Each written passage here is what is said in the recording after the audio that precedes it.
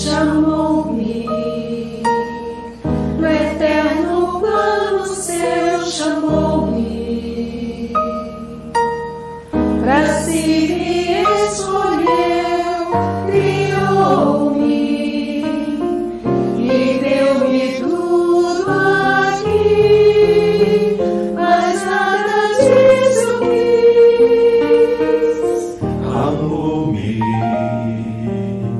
quando eu não tinha amor, amou-me. A mim um pecador comprou-me, morreu pra meu perdão e deu-me a salvação. Quem pode separar-me do amor de Deus? Nem dor ou tristeza, Fome ou pobreza, nem angústia, preço, perseguição, perigo, dor e tribulação. Mas nestas coisas somos vencedores, somos vencedores, por Cristo e seu amor. Pois certo eu estou que nem a morte, nem a vida, nem anjos, nem principados, nem poderes, nem o presente, nem o futuro, nem altura, profundidade, nem criatura nos poderá separar do amor de Deus. Pois certo eu estou que nem a morte, nem a vida, nem anjos, nem principados, nem poderes, nem o presente, nem o futuro,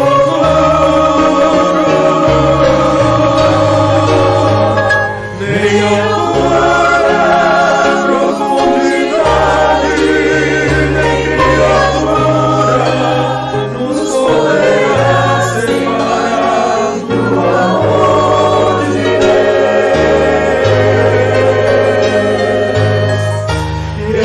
Está em Cristo Jesus.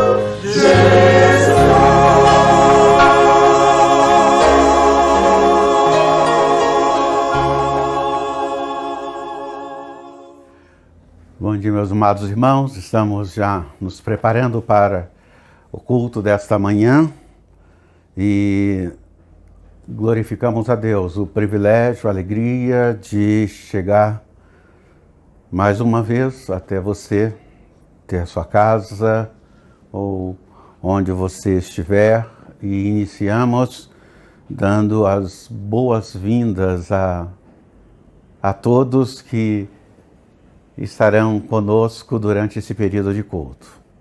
Seja bem-vindo, e irmãos de outras igrejas, amigos nossos, e lógico, todos as famílias da Igreja Batista em Jardim Santana. Louvamos a Deus pela vida de vocês, e como é bom nós estarmos reunidos glorificando ao Senhor, depois de exaltarmos ao nosso Deus, depois de glorificarmos ao Senhor, nos preparando para esse tempo de culto que passaremos aqui. Que Deus permita que seja algo que acrescente a sua vida, a sua família, e seja um tempo em que nós juntos, na presença do Senhor, exaltaremos o seu nome. Obrigado pela confiança de sempre, de entrar na sua casa e para cultuarmos a Deus juntos e glorificarmos ao Senhor.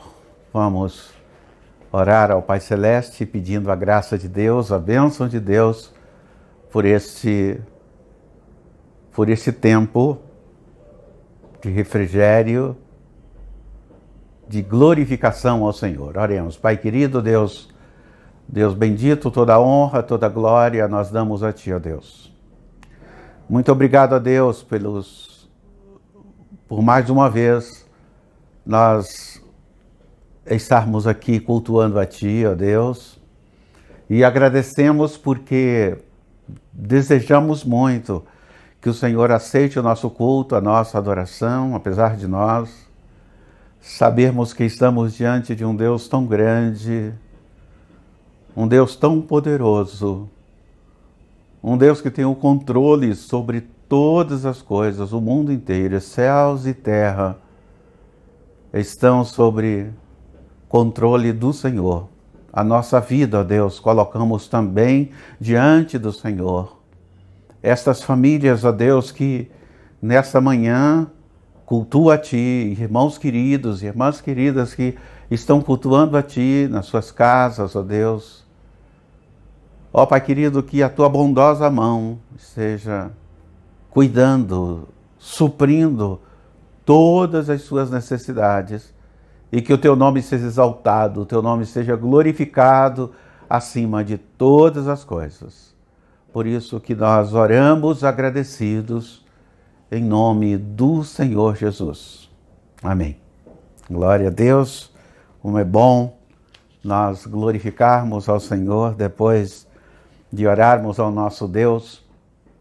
Eu quero convidar você, eu quero pedir para que você esteja aí com a sua Bíblia com você, para você também acompanhar, não só a leitura que nós vamos fazer agora, mas depois todo o estudo que faremos nesta manhã. É importante você ter a sua Bíblia, se tiver fácil aí um lápis, uma caneta, já fique com ele aí próximo, com uma folha de papel, para às vezes fazermos algumas anotações.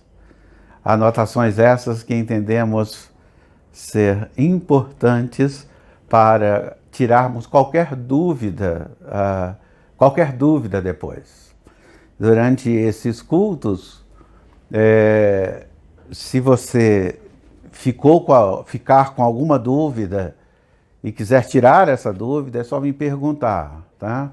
Você pode usar o meu e-mail, pode usar o WhatsApp, acredito que mais fácil, né?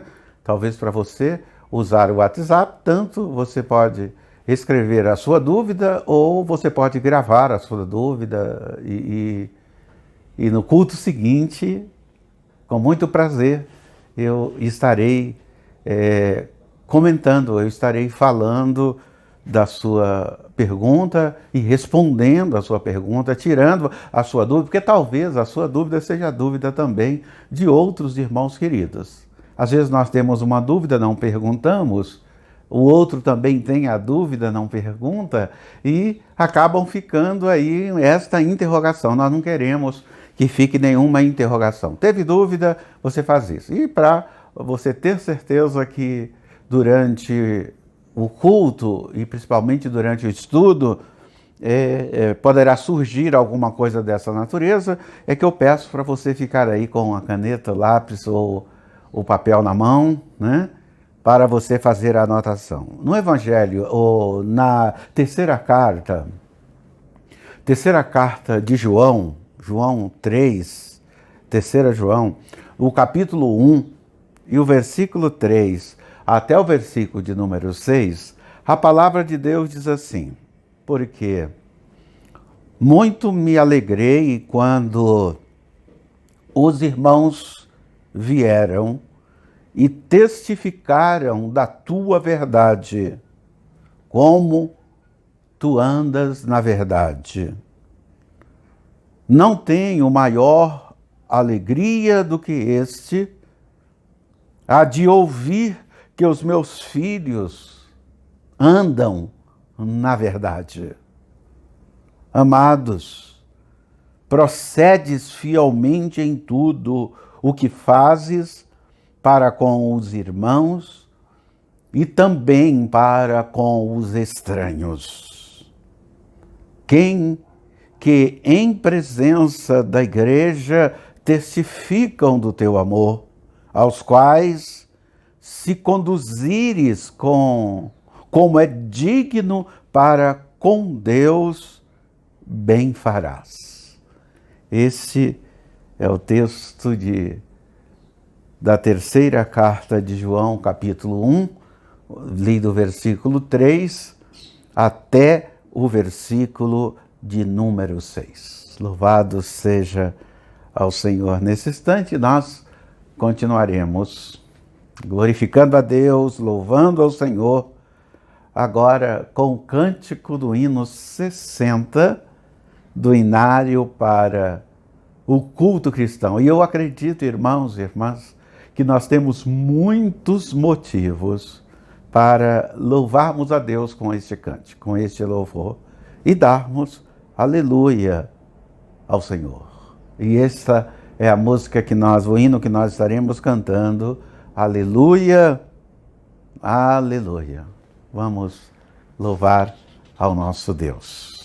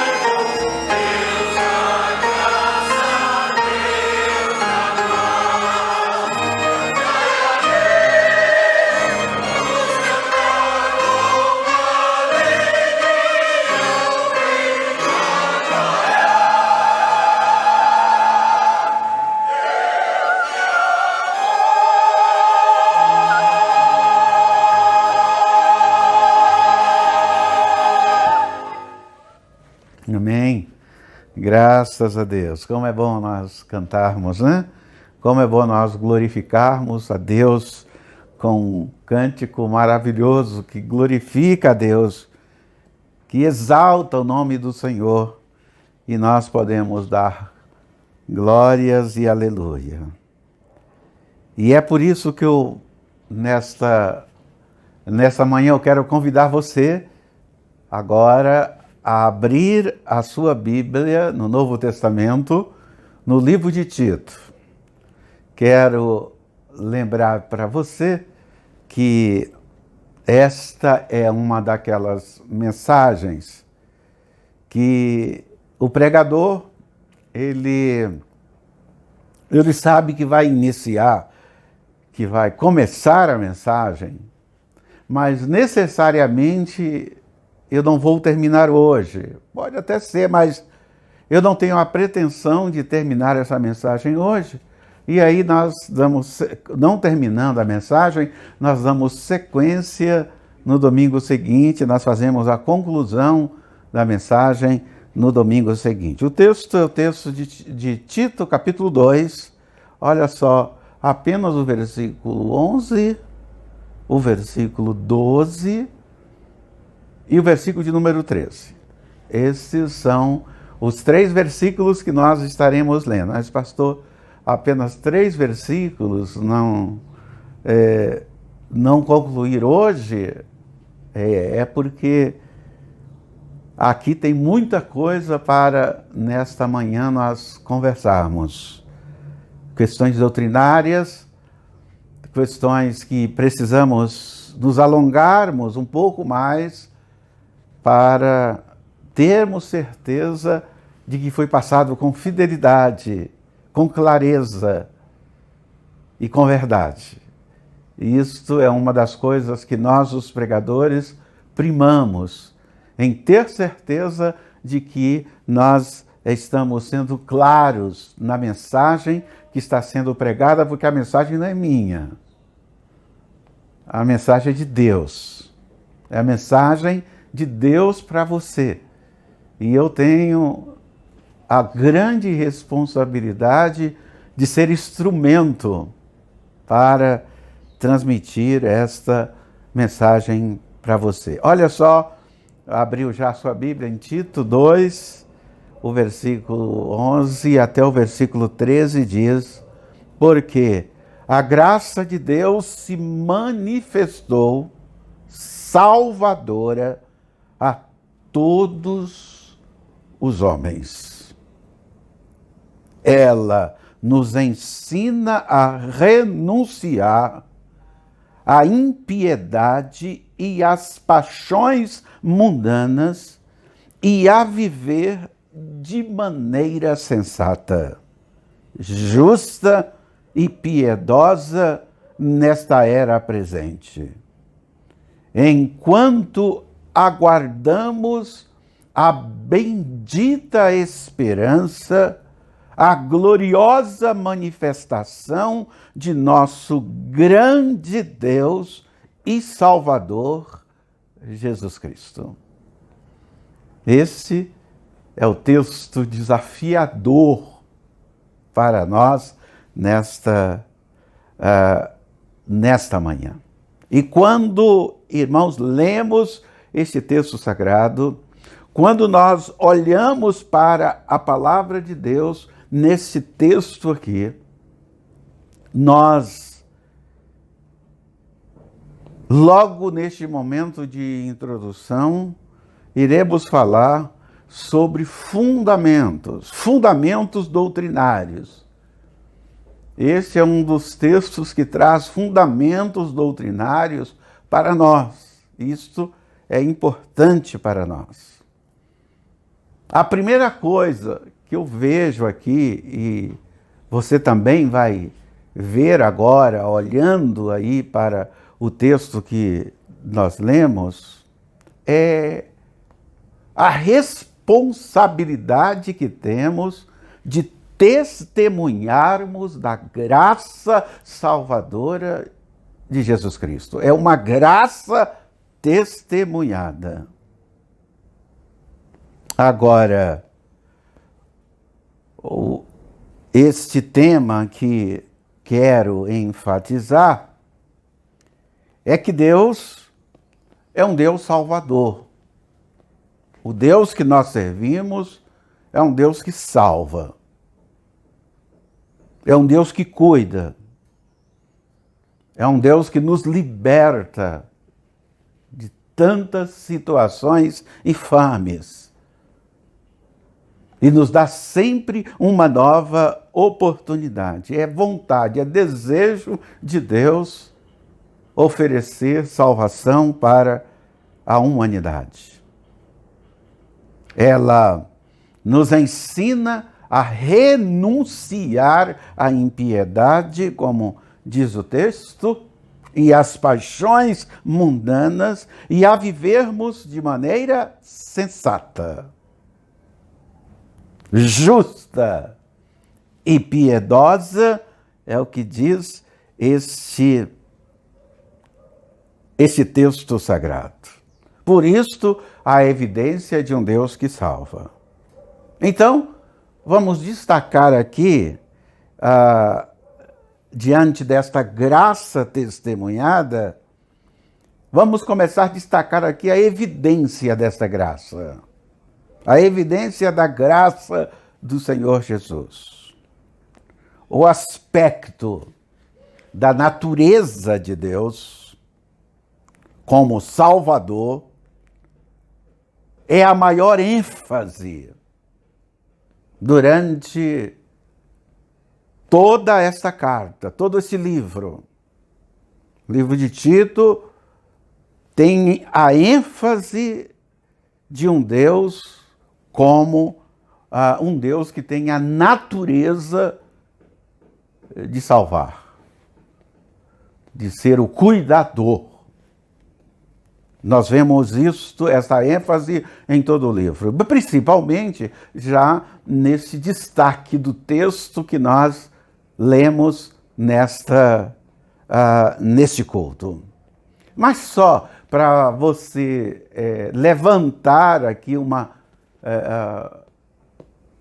curiosidade e, consequentemente, um desejo de depois conferir isto na sua Bíblia com a leitura do livro de Tito, eu vou dar aqui, vou destacar algumas questões sobre esse assunto, sobre esta evidência da graça. Quando nós olhamos para o primeiro capítulo do livro de Tito, o versículo de número 3, Tito, capítulo 1 e versículo de número 3, o verso, ele termina mostrando esta evidência que estou comentando com vocês, esta evidência da graça. O versículo 3 do capítulo 1 termina dizendo, Deus, olha só como termina, Deus, o nosso Salvador. Deus que salva. Quando nós olhamos o versículo de número 4, aí do capítulo de número 1, o versículo 4, nós encontramos a palavra Deus, Pai e Cristo Jesus, nosso Salvador. Olha, a evidência do Deus que salva. O tema, a tônica, a mensagem central, principal do livro de Tito é salvação. No capítulo 2 de Tito, por exemplo, o versículo de número 10, Tito capítulo 2, versículo de número 10, diz também Deus, nosso Salvador. Volta a repetir esta evidência da graça do nosso Senhor e Salvador Jesus Cristo. No versículo 13 do capítulo 2 de Tito, diz nosso grande Deus e Salvador Jesus Cristo. Aí nós vamos para o capítulo 3, o versículo de número 4 de Tito, capítulo 3, também volta a dizer, Deus, o nosso Salvador. O versículo 6 do capítulo 3 continua, Jesus Cristo, nosso Salvador. Só para que você possa observar que nós estamos diante de um livro que coloca esta ênfase, esse destaque desse desejo de Deus para com a humanidade, deixando claro aqui a evidência da graça de Jesus Cristo. A graça de Deus. Irmãos queridos, toda vez que há uma referência feita a Deus e a Cristo nessa carta, é a Deus e a Cristo como Salvador que está sendo evidenciado. Nós temos uma única exceção nesse livro em relação à evidência dado a Deus, que é na introdução do livro, quando os seus primeiros versículos referem-se a Deus e que não está falando exatamente sobre a graça de Deus. Eles se tornam a evidência de que Ele pode sim te salvar, Ele pode nos dar uma salvação, Ele pode conceder salvação ao mundo inteiro. E aqui no livro de Tito, nesta evidência de graça, salvar aqui significa livrar a humanidade dos seus delitos e pecados. Este é o sentido de salvar que nós temos nessa carta. Portanto, Deus transforma pecadores em pessoas livres das consequências do pecado. Deus livra da consequência do pecado. Porque nós sabemos qual é a consequência do pecado. Nós sabemos qual é o resultado do pecado. Quem vive, sente prazer de viver pecando, nós sabemos qual é o resultado de tudo isso. E Deus livra se nós confessarmos e desejarmos vivermos uma vida sobre os seus cuidados. Portanto, o nosso Senhor aqui é sempre retratado em termos de salvação. E isto é crucial na carta, é central na carta da qual nós, nesta manhã, estamos estudando, estamos pregando. Afinal, Jesus, ele traz esta preocupação para com a humanidade de uma forma muito clara, quando Jesus diz, o Filho do Homem veio fazer o quê? Veio buscar e salvar o que estava perdido, o que estava em pecado, em rebeldia, distante, fora do caminho.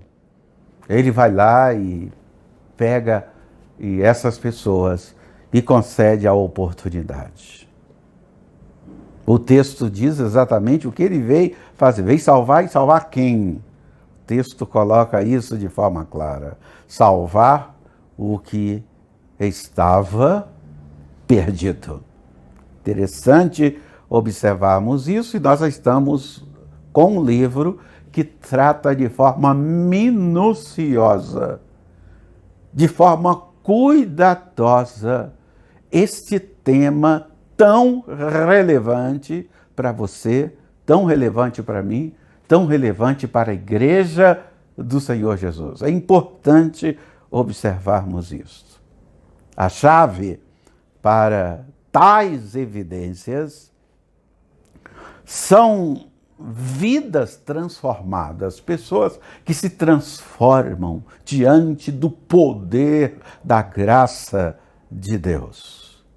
Uma vida santa evidencia a graça de Deus. E é importante nós termos esta certeza, nós sabermos disso. Então, Deus nos salvou para nos tornarmos pessoas separadas, exclusivas dele, para que outros pudessem ver as vidas transformadas que Deus produziu através de Jesus Cristo e chegar a Ele para a mesma transformação, levar outras pessoas a experimentar esta transformação, sendo nós agora instrumentos nas mãos do Deus Altíssimo. Então isto é evidência de graça. Esta é a evidência que esse livro destaca para nós, esta carta destaca para nós de uma forma impressionante e que vale a pena gastarmos algum tempo observando esta poderosa mensagem transmitida por Tito. E falando da poderosa mensagem transmitida por Tito, olha só como esta graça ela se manifesta. Nós falamos da evidência e agora vamos falar da manifestação dessa graça. Como ela se manifesta? Este é precisamente o objetivo do texto que lemos nessa manhã para vocês. Como isto e na nossa mente, com isto na nossa mente, nós observamos aí o versículo de número 11. Olha aí o versículo 11 do texto que nós lemos para vermos a manifestação da graça, como ela se manifesta. O texto diz, pois, a graça de Deus apareceu, trazendo a salvação a todos os homens, instruindo-nos a negar a impiedade e os desejos do mundo e a viver de maneira sensata, justa e piedosa na era atual, procurando a esperança abençoada e o aparecimento da glória de nosso grande Deus e Salvador, Jesus Cristo, que se entregou por nós, a fim de remir-nos de toda iniquidade e purificar para si um povo seu, zeloso de boas obras. Fala estas coisas, exorta e repreende com toda autoridade, que ninguém te ignore. É importante nós olharmos para a Bíblia, para a palavra de Deus e vermos esta manifestação grandiosa da graça de Deus. A frase-chave na qual quero que você se concentre nesta manhã, no texto que nós lemos, é o final do versículo 14. Eu vou pedir para você dar uma olhadinha aí no versículo de número 14, a última frase. Como termina este versículo? Zeloso por boas ações. Olha o que a manifestação da graça de Deus na vida de uma pessoa o leva à forma com que ele passa a se comportar, a sua mente agora transformada pelo Espírito de Deus. Ele passa a ser agora uma pessoa zelosa. Mas zelosa de quê? De boas ações. Ele realiza a obra em obediência a Deus. Esse é um ponto culminante que nós vemos aqui no texto sagrado. A graça de Deus apareceu, revelou, se tornou clara diante dos nossos olhos. Isso significa que a salvação chegou a todos os homens, a todas as pessoas que aceitarem a Jesus Cristo como Senhor e Salvador. Imediatamente ele recebe este presente grandioso. Como é bom nós vermos estas instruções aqui no livro de Tito, nos ensinando, nos orientando como deve ser a nossa vida, como nós devemos viver. De forma abençoada, aguardando o retorno, a volta do nosso Senhor e Salvador Jesus Cristo. Só para você novamente se recompor aí no texto em que nós lemos, observe aí o capítulo 3, né? Vá para o capítulo 3 para um momento por um momento e observe aí o versículo 8 do capítulo 3 de Tito. E o versículo 8 diz: esta é uma afirmação confiável, digna de confiança. É o texto que diz isto. E sobre estas coisas, quero que você fale também com confiança, para que aqueles que creram em Deus possam ter o cuidado de se envolver em boas ações. É o que diz aqui esse texto sagrado, revelando esta grandiosa graça. E por que esta orientação? Por que tem que ser assim? Por que tem que ser desta forma como eu estou apresentando para você neste momento? Porque essas coisas são boas e espiritualmente lucrativa para a humanidade, para o ser humano. Eles levam os homens a concluir que Deus salva. Essa é a nossa função, de levar essa mensagem para as pessoas. E por que nós fazemos isso? Porque o Senhor nos salvou, porque você é salvo pela graça do Senhor Jesus. Então, com o objetivo de criar em nós um zelo por boas obras, uma paixão por fazer o que é correto, o que é certo, pelo bem de seu impacto sobre as pessoas ao nosso redor, o Senhor nos otorgou uma salvação eterna em Cristo Jesus.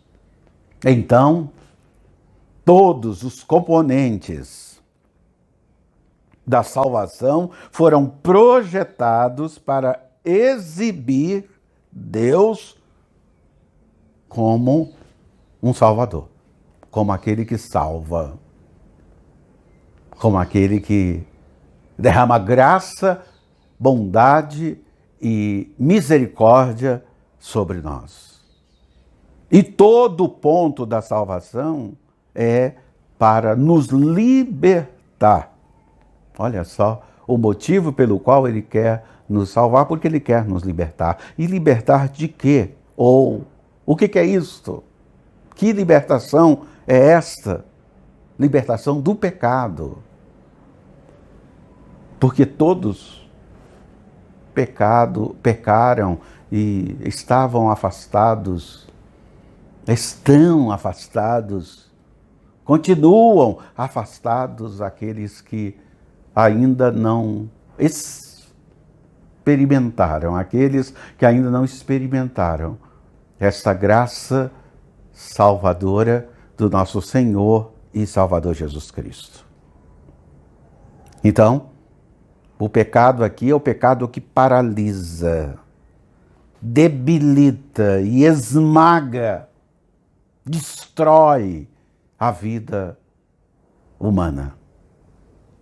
Pecado que permanece como uma praga que precisa ser curada, definitivamente curada. E a graça de Deus vem exatamente fazer isto.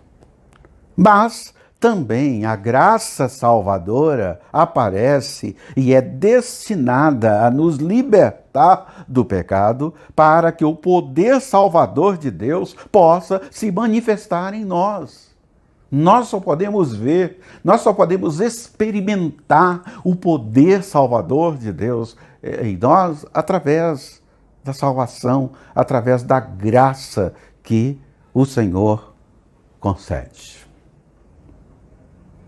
E nós podemos ver isto pelo menos de 3 formas. A primeira, a graça que salva. É interessante observarmos isto. Enquanto o pecado é uma ocasião para a graça nunca deve ser uma ocasião para o pecado. Para evitar a desgraça, que cresça a graça. Não desperdice esse presente de Deus para você. Antes de tudo, quando a graça salvadora vem, ela é projetada para nos liberar da penalidade do pecado, da morte espiritual. Por isso ela é uma graça que salva. Olha aí o versículo 11. Observe aí o versículo 11 de Tito. Porque a graça de Deus apareceu trazendo salvação a todos os homens. Esta é a graça que salva. E é importante, irmãos, mais uma vez, destacarmos aqui que a palavra salvação aqui, o que ela significa. Aqui, a palavra salvação significa libertação, significa resgate.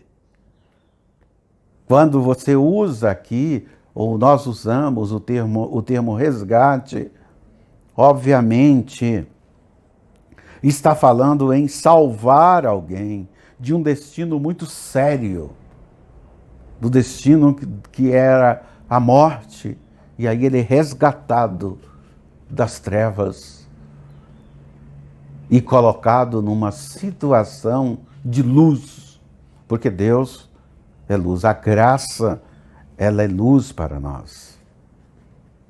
Então, a graça de Deus aqui aparece para nos resgatar à luz desse texto, e algumas frases que nós vemos na Bíblia, tanto no Antigo como no Novo Testamento, evidencia exatamente isto.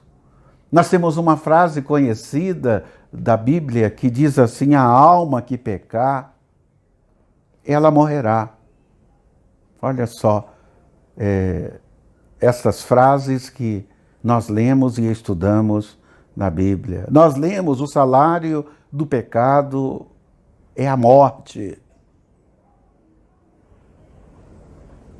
E Jesus, falando aos fariseus e escribas, Jesus falou exatamente assim: vocês morrerão em seus pecados, e para onde eu vou, nunca poderão ir.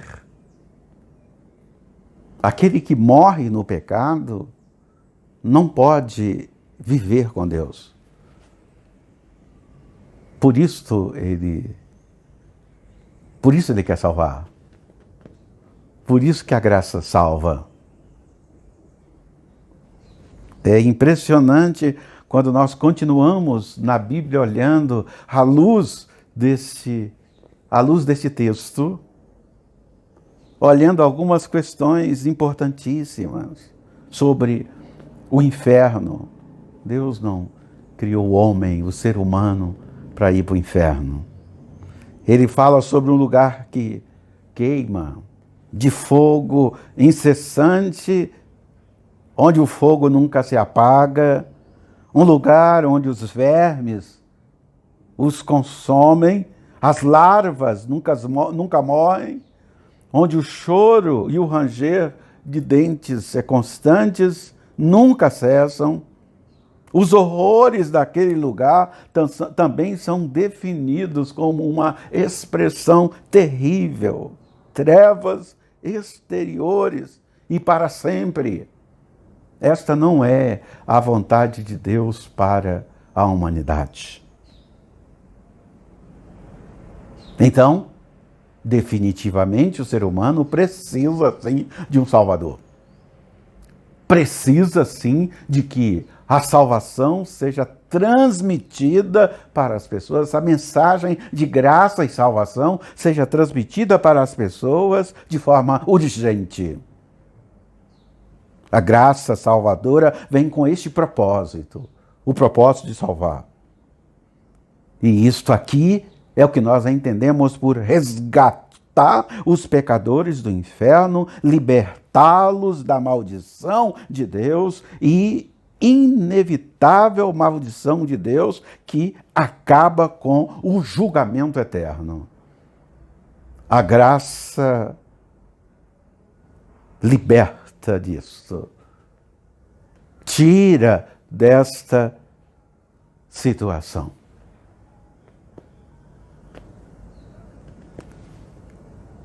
Nós vamos entrar agora numa parte muito importante, como foi importante tudo o que nós falamos até aqui. Mas alguma coisa que nós precisamos de um tempo maior.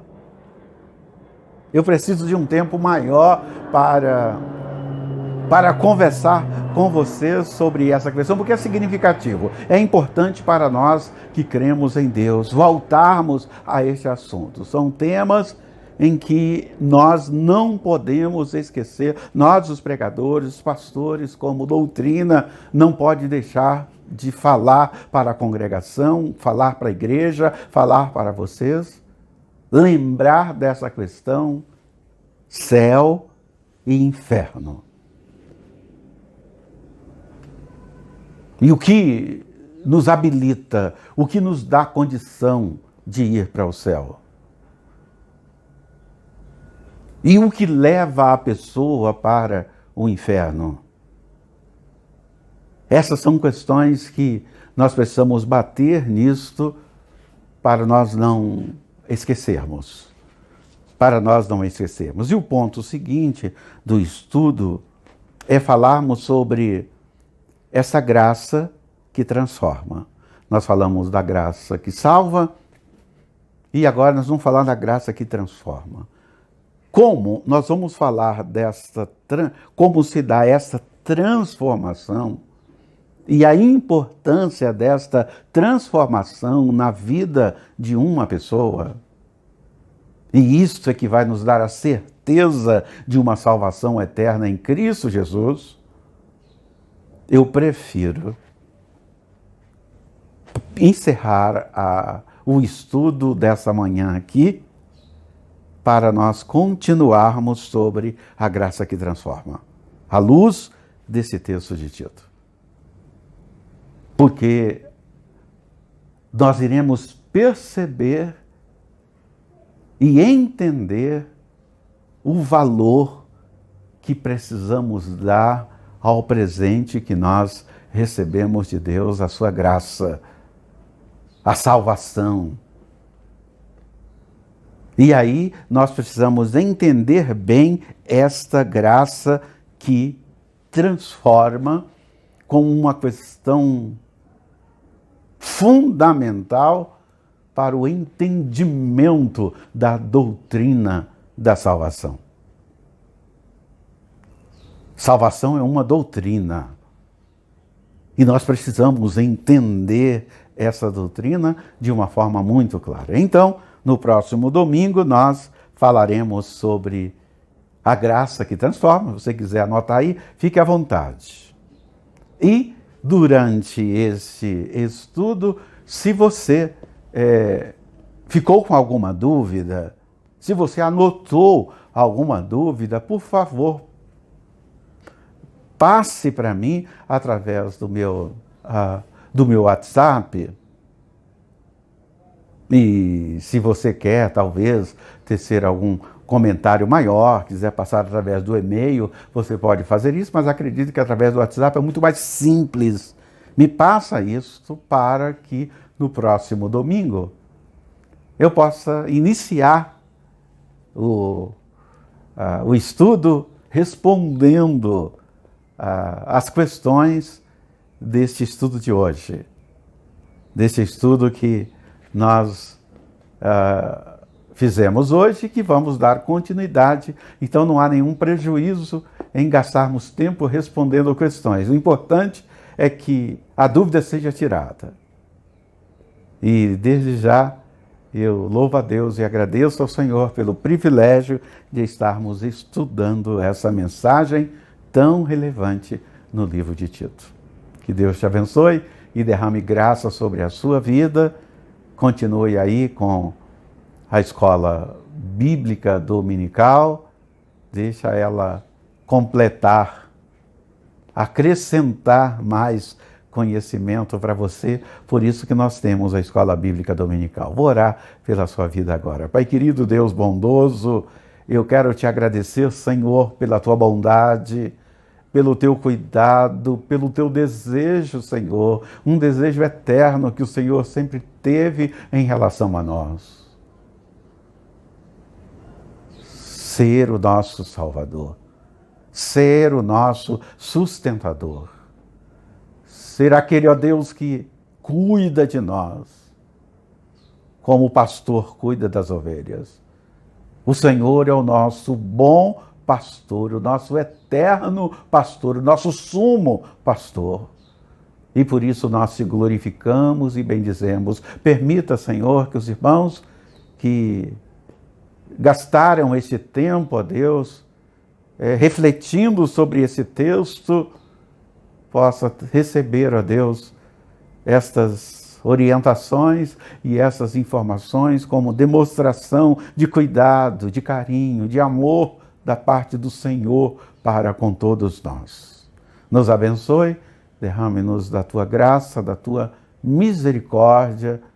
Nós oramos, agradecidos em nome de Jesus. Amém. Você vai ficar ainda com uma música. E enquanto você fica aí com essa bela música para a sua edificação, logo vem, na sequência, vem a escola bíblica dominical, hoje à noite. Não esqueça, esteja atento, à noite, às 19 horas, nós teremos o culto inspirativo para abençoar a sua vida, abençoar a vida da sua família, tanto aí na sua casa como no templo. Nós já estamos com os cultos presenciais. E sentimos muito a sua falta. Queremos muito ver você. E à medida do possível, faça, né, mate a saudade, indo à igreja. Não precisa ir, principalmente vocês da terceira idade, do grupo de risco, não precisa ir, lógico, todos os domingos, no domingo de manhã, no domingo à noite, todos os domingos, mas você pode, de tempos em tempos, pedir à sua família para estar levando você, acompanhando você na igreja, para nós matarmos a saudade, olharmos ainda que não seja para dar um abraço, mas só em olharmos um para os outros, traz uma alegria muito grande no nosso coração. Que Deus te abençoe. À noite nós nos vemos novamente. E se Deus quiser, na próxima semana. Que Deus abençoe, queridos irmãos.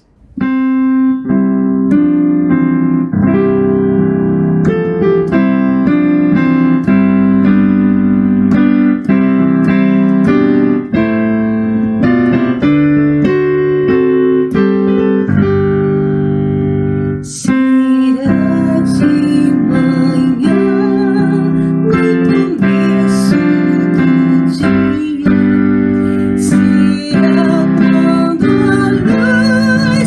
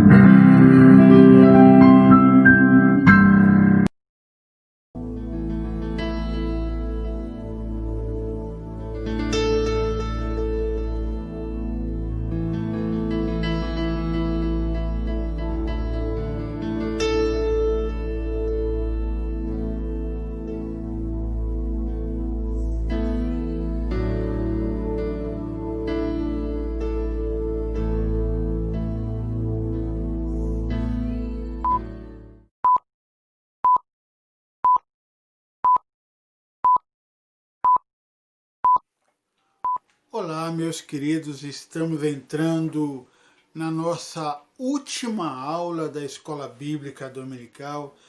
Olha que bênção!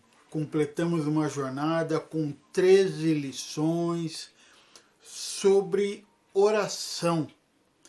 E eu espero que você possa dizer no final dessas 13 aulas que a sua vida de oração melhorou.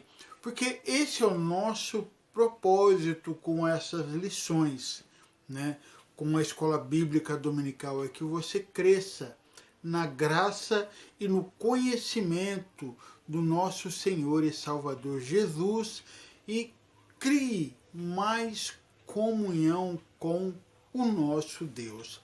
A nossa última aula tem como título Oração e o Caráter de Deus. Né?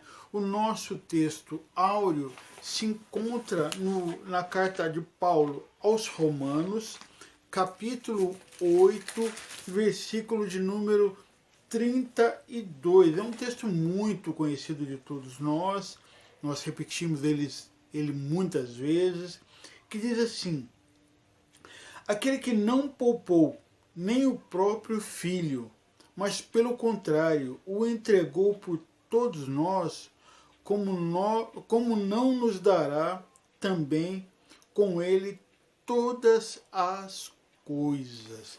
Aquele que não poupou nem o próprio filho, mas pelo contrário o entregou por todos nós, como não nos dará também com ele todas as coisas? Um texto muito forte, um texto que fala sobre o amor de Deus e nos impulsiona a orar crendo no caráter de Deus. Então o título da nossa lição é a oração e o caráter de Deus. A W. Tozer, né, um influente escritor do século passado, disse o seguinte: o que vem à sua mente quando você pensa em Deus é a coisa mais importante sobre você, porque afeta tudo mais em sua vida. O que vem à sua mente quando você pensa em Deus é a coisa mais importante sobre você, porque afeta tudo o mais em sua vida. É uma frase muito forte e que no decorrer do estudo nós vamos entender o porquê Tozer diz isto, né? Nada influencia tanto as nossas vidas, a nossa vida de oração, quanto a maneira como nós percebemos Deus. Por isso, se faz necessário que a ideia que temos de Deus não seja baseada apenas no que sentimos ou no que achamos, ou ainda baseado no senso comum, ou seja, o que todos acham sobre Deus. É preciso você ter uma experiência única com Deus, uma experiência que te mostre o caráter de Deus. E é isso que ele está querendo dizer aqui. É fundamental que os nossos conceitos a respeito de Deus nos forneça, se não a certeza absoluta, o máximo de credibilidade possível. É onde o que nós podemos encontrar os melhores conceitos sobre Deus. Aonde? Aonde nós podemos encontrar os melhores conceitos sobre Deus? Certa vez eu comentando com um rapaz, e ele falou para mim que não acreditava na Bíblia, que a Bíblia havia sido escrita por homens e por isso que ele não acreditava na Bíblia e não acreditava em nada, mas ele acreditava em Deus. Eu falei, mas como que você acredita em Deus e não acredita na Bíblia? Não, em Deus eu acredito. Eu falei, muito bom. E como você sabe sobre Deus? Porque o único livro que fala sobre Deus é a Bíblia. Então, se você não confia na Bíblia, não tem como você confiar em Deus. Porque se você acha que a Bíblia é uma mentira, Deus é uma mentira, porque a Bíblia fala de Deus. Ele ficou meio confuso assim, meio sem saber o que responder. Mas a Bíblia, meus queridos, é a maior autoridade a respeito dos conceitos comunicáveis de Deus. E é isso que nós precisamos ter gravado na nossa mente e no nosso coração. Então, as Escrituras Sagradas revelam Deus como sendo moralmente santo, justo e bom. Esses atributos de Deus nos fornecem a base moral para as nossas experiências de oração. Se Deus não fosse um Deus santo, justo e bom, não faria sentido nenhum orarmos a Ele. Como a bondade de Deus impacta a nossa vida de oração? Como? Como que a verdade sobre Deus vai impactar a nossa vida? Podemos orar sabendo que os propósitos de Deus são sempre bons. As pessoas dizem que existe algo que Deus não pode fazer. As pessoas dizem, existe algo que Deus não pode fazer? É uma pergunta. Há muitas coisas que Deus não pode fazer. Por exemplo, Deus não pode negar a si mesmo. Deus não pode ser mau. Deus é bom. Então, por causa da sua natureza, Ele não pode fazer maldades. Tudo que Deus faz é bom. Os propósitos de Deus são sempre bons, né? O profeta Jeremias, no capítulo 29, no versículo 11, ele traz uma bela declaração de amor de Deus para a humanidade, que diz assim: pois eu bem sei os planos que tenho a vosso respeito, diz o Senhor, planos de prosperidade e não de mal, para vos dar um futuro e uma esperança. 29, versículo 11. Deus, por intermédio do profeta, apresenta ao povo as suas intenções, né? E como é que nós podemos tomar conhecimento dos propósitos de Deus? A resposta vem logo a seguir, né? Vem logo a seguir. Jeremias diz: então me invocareis, vireis orar a mim, e eu vos ouvirei. Vós me buscarei e me encontrareis quando me buscardes de todo o vosso coração. Eu me deixarei ser encontrado por vós, né? O próprio Deus faz uma conexão entre o seu propósito para nós e a prática da oração. Ou seja, ele fala assim que ele tem um propósito para nós, mas ele fala para nós assim: vós me buscareis, orareis a mim. Ou seja, nós temos que invocar a Deus, nós temos que buscar a Deus para conhecer os seus propósitos. O Salmo 31, versículo 19, traz uma alusão a isso, que diz assim: como é grande a tua bondade, que guardaste para os que temem e preparaste na presença dos filhos dos homens, para que se refugiem em ti. Deus reserva uma provisão de bondade para aquelas pessoas que se refugiam nele, por mais que a vida seja imprevisível, Deus pensou em nós quando providenciou. E agora nós temos acesso a essas bênçãos. Como nós ganhamos consciência?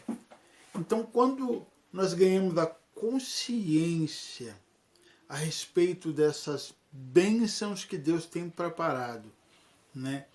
A resposta para isto vem através das orações. Né? Interessante que quando a gente vê a vida de José do Egito, a gente vê que ele foi vendido pelos seus irmãos, foi preso injustamente, e no final da história a gente vê que veio uma grande fome, ele preparou todo o povo, e ele reencontra com seus irmãos que haviam feito o mal para ele. Certamente, ele disse para os irmãos dele: vós planejastes um mal contra mim, porém Deus transformou em bem para fazer o que se vê neste dia, ou seja, conservar a vida de muita gente.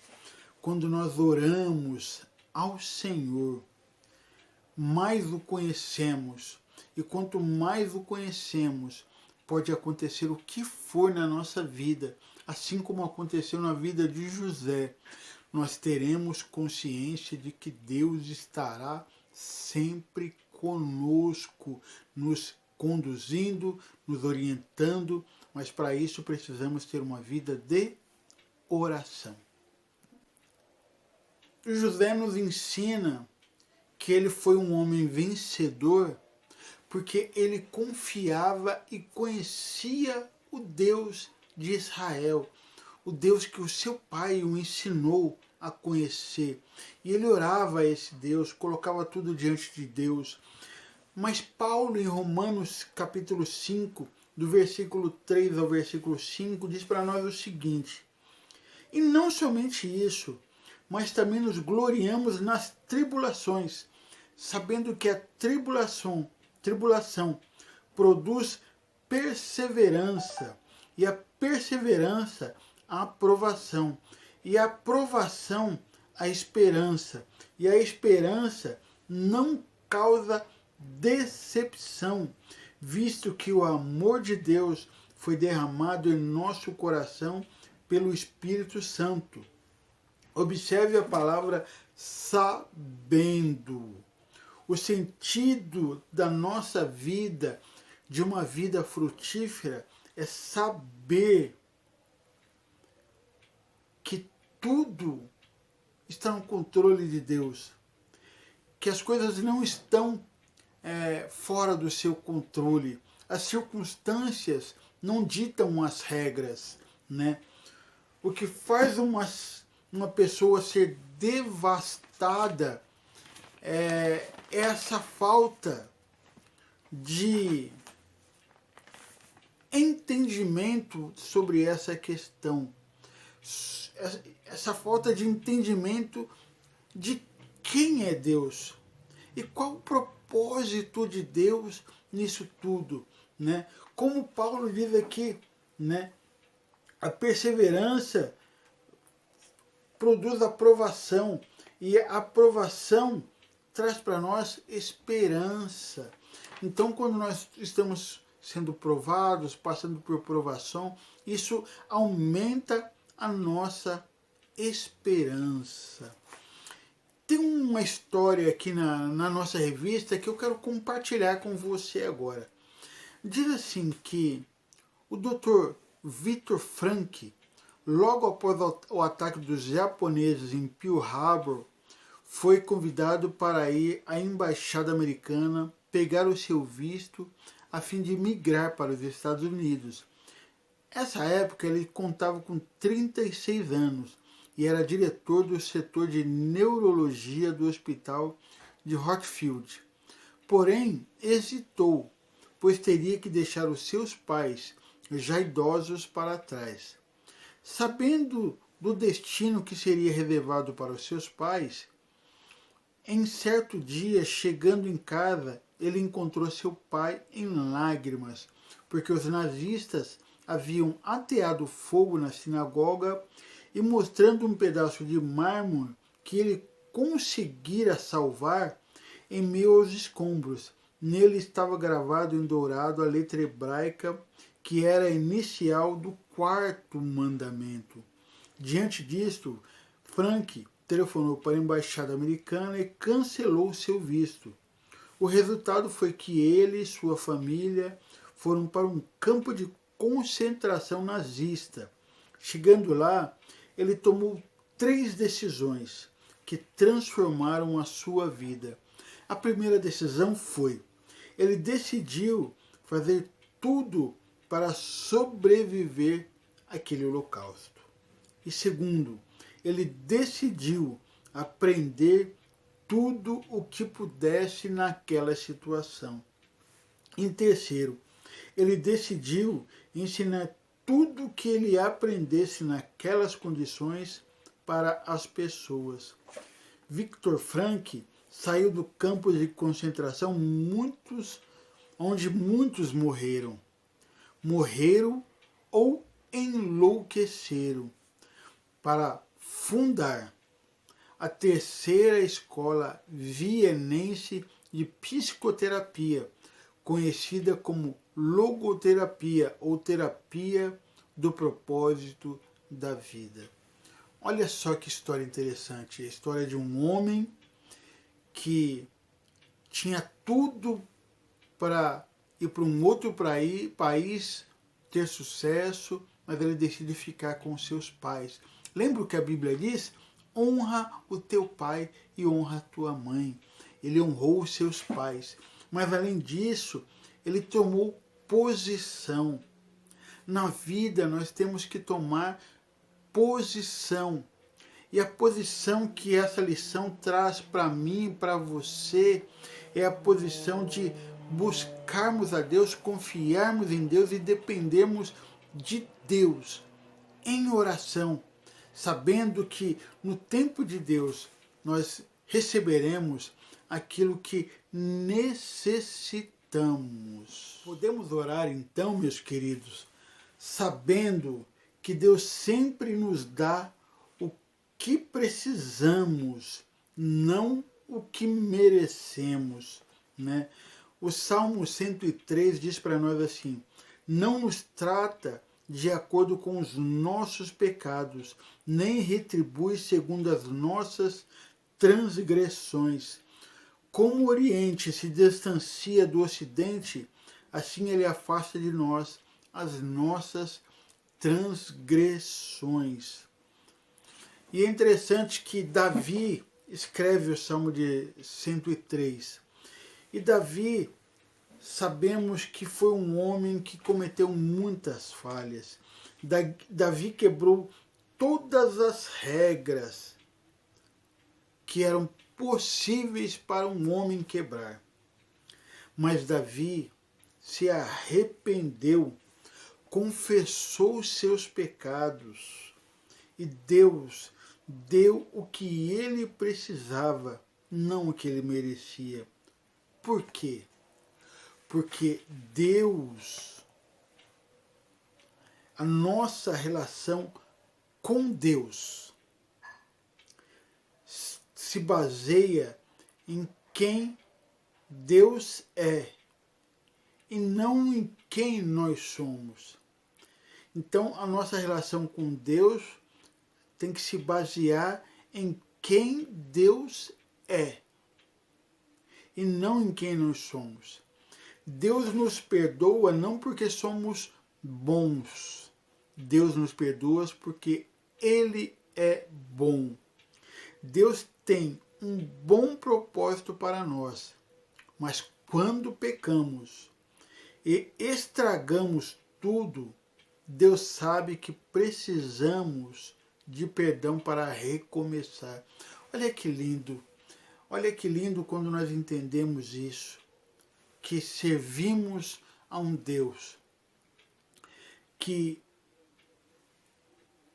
entende a nossa natureza, que nos perdoa e nos dá a oportunidade de recomeçarmos a caminhada.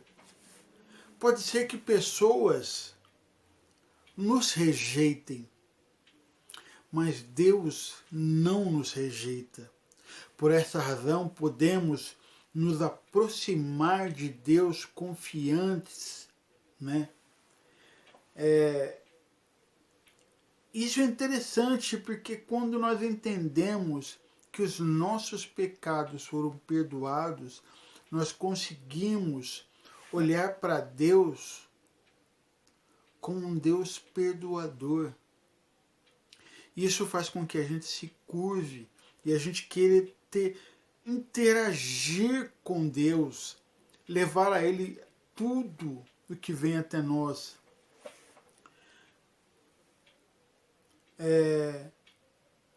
A primeira coisa que fazemos quando nós pecamos é uma coisa muito interessante. Você já parou para reparar?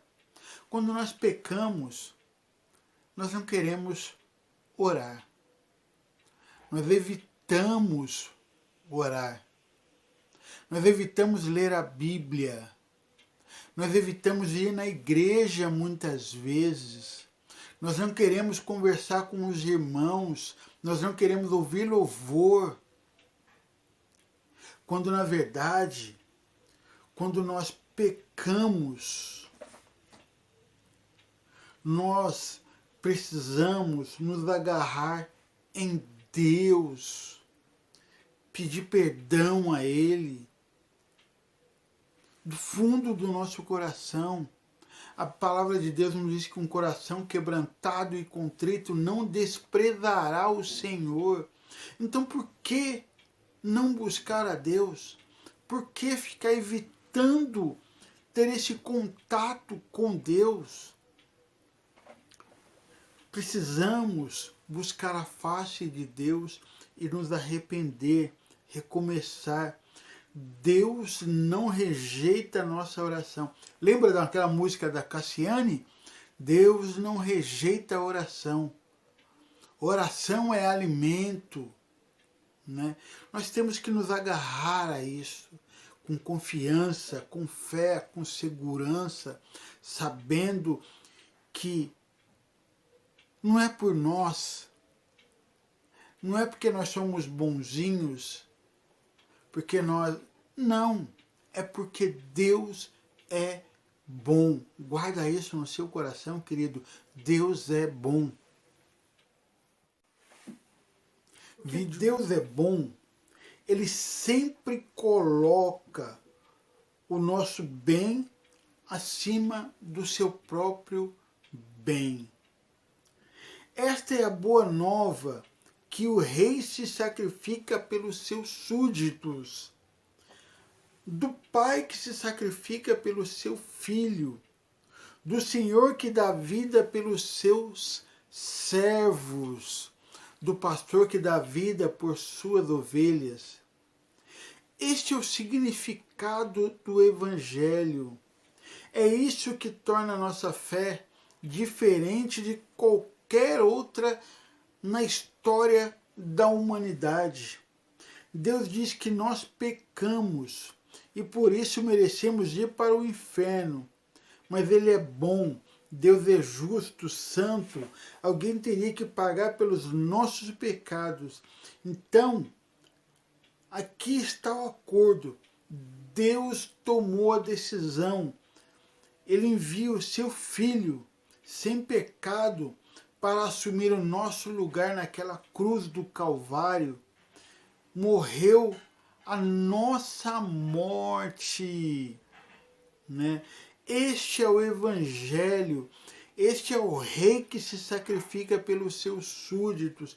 Entenda isso, meu querido, em nome de Jesus. Coloca isso no seu coração, na sua mente.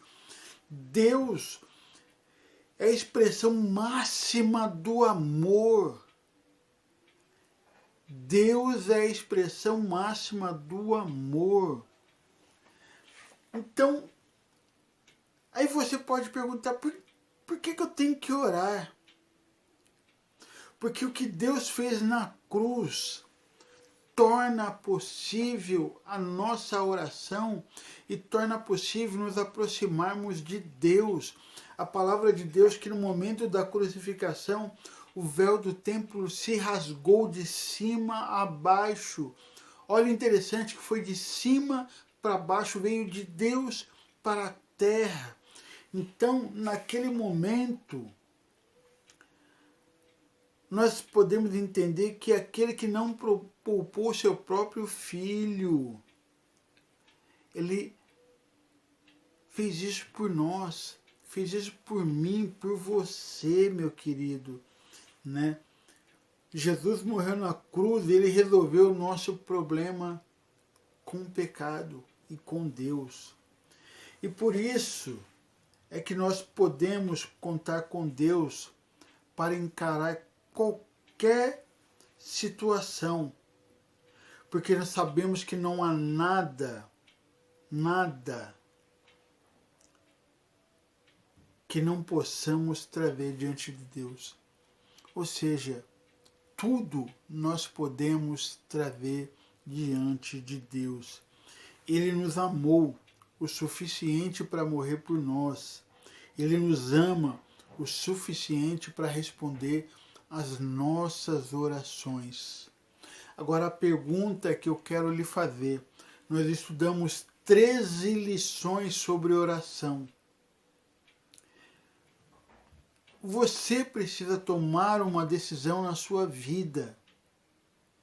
Você precisa rever os seus conceitos e preconceitos e investir tempo na sua vida de oração.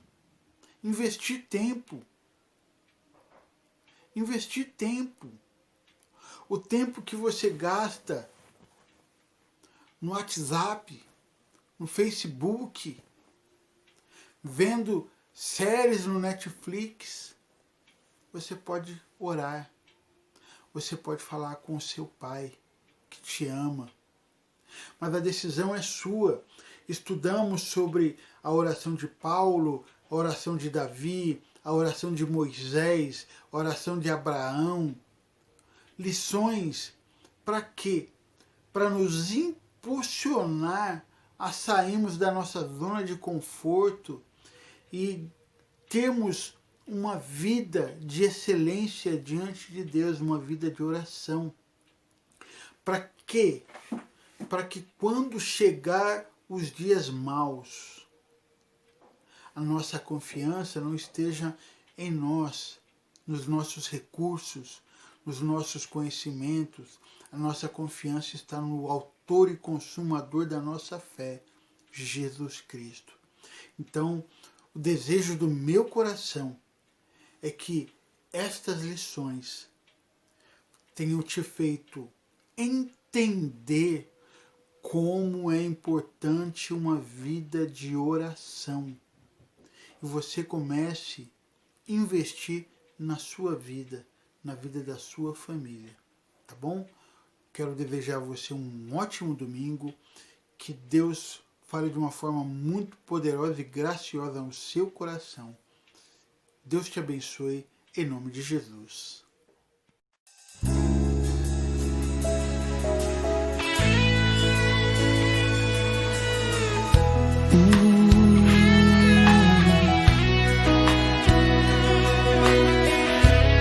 Meu prazer está em ti.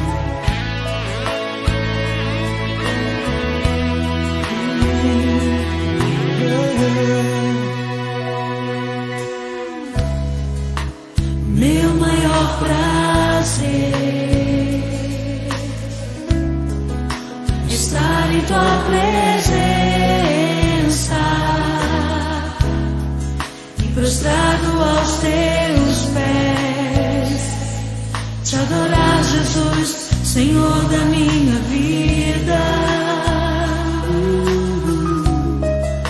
Eu ouço a tua voz, eu sinto teu mover aqui. Quero mais de ti, Senhor,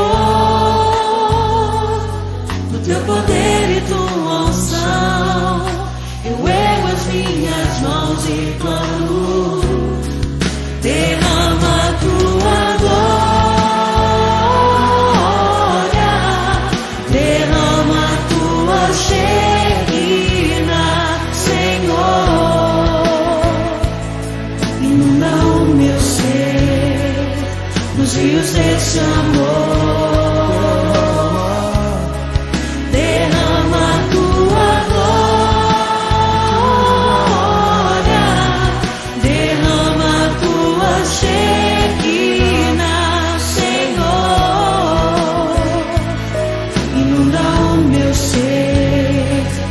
Rios deste amor.